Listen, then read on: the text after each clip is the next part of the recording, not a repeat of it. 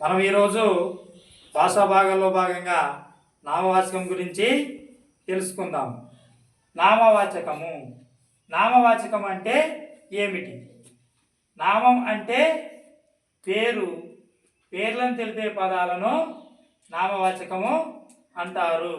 మనుషుల, వస్తువుల, జంతువుల, నదుల, పర్వతముల, ప్రదేశాల ఇలా మొదలైనవి ఏదైనా ఒక పేరును తెలిపితే దాన్ని ఏమంటున్నాము?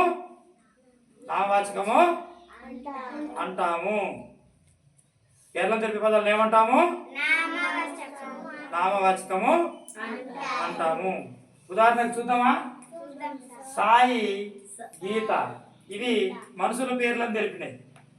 కలము, కత్తి వస్తువుల పేర్లని తెలిపాయి. జింక, పులి ఇవి జంతువుల పేర్లని తెలిపాయి. గోదావరి, కృష్ణ ఇవి నదుల పేర్లని తెలిపాయి. హిమాలయ, రాకి ఇవి పర్వతముల పేర్లు. భద్రాచలం, ఇండియా ఇవి ప్రదేశాలు. ఆసియా ఇది ఒక ఖండం పేరు. పసిఫిక్ మహాసముద్రం ఇది ఒక సముద్రం పేరు.